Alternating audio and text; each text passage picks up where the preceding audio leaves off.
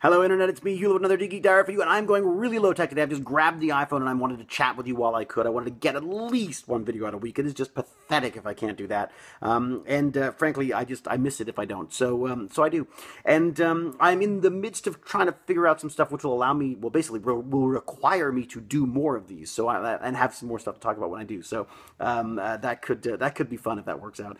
Actually, a really interesting week of meetings and chats and stuff. I have talked to film producers and film directors and TV producers and directors and showrunners and network execs and Kickstarter professionals and Xbox One developers and an amazing array of people as I'm trying to research the future of Hewlett. And one of the things that's come up, and I think that sort of speaks to a lot of this, is a definition which I have sort of discovered. I realized I sort of knew all the pieces of it. I hadn't really put it together. I have always railed against the distribution process when it comes to film and television. I have always believed that the distribution was about getting your film or television show out to as many people as possible and then making money in the process.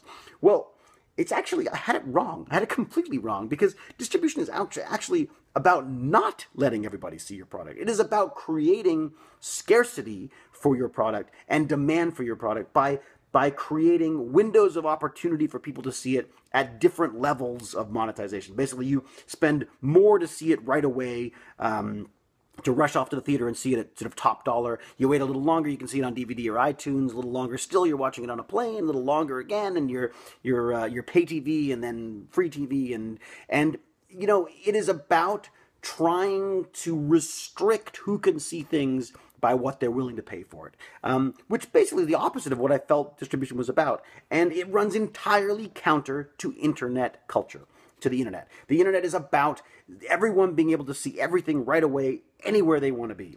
And of course, I'm an internet junkie. I thrive on that kind of stuff. So it's no surprise that I've misunderstood this process. Debug's a great example. Debug is available in the UK right now. That's it. That's the only window of distribution that it's available in. But on the internet, the UK doesn't exist. It's just another few nodes on that wonderful global network. And as such, as soon as it's available there, it's basically available to anybody who has the wherewithal to find it on the torrent sites or on YouTube or wherever it's available. And that really throws a spanner in the workings of the distribution model that has existed up until now, and which has basically dictated the value of a film or a television show. Nowadays, for example, reruns can be bought for nothing because basically they're worth nothing, because it's all available out there on the internet in some way, shape, or form already. It is basically a time in the film and television industry that the music industry was in about 10 years ago, where basically piracy was a huge issue.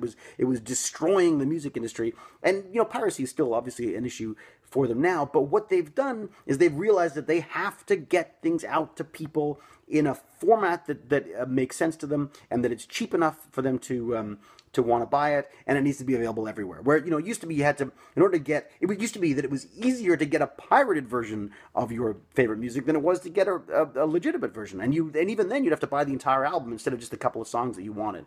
So that has changed, and musicians have been forced to make many changes in the way that they're making money doing what they love. That has got to happen with the film and TV people now as well, because you know, film and TV needs to be available right away to everybody at a reasonable cost. And if that is not the case, it is going to get pirated. And it is really, it's funny, I sound really down about it. I get kind of excited about it, because I think we're now at a turning point in the industry where we're about to create a new way of monetizing what we love. And thus all my meetings, basically. I've been having all these meetings trying to explore what the best approach is for someone who wants to tell stories in this new, purely digital and globally accessible environment that we live in now. So there you go. I mean, it sounds so obvious that you know, a definition like that, but it is amazing how that changes your perception on the process. I mean, it was always a bit of a mystery to me, and it's been interesting talking to people about it and discovering that we need to basically figure out another way of monetizing what we do. And I invite you to join me on that adventure, because I'm certainly going to be trying to figure it out, as many other people are, and I'm sure there's a lot smarter people out there who can figure it out. And I'll be sure to be following them as soon as I possibly can. So please subscribe on the shiny boxes behind me that aren't that shiny, because it's Toronto and winter and the sun is gone. So subscribe here, or don't subscribe, because I just like having you around anyway. So until we geek again, cheerio.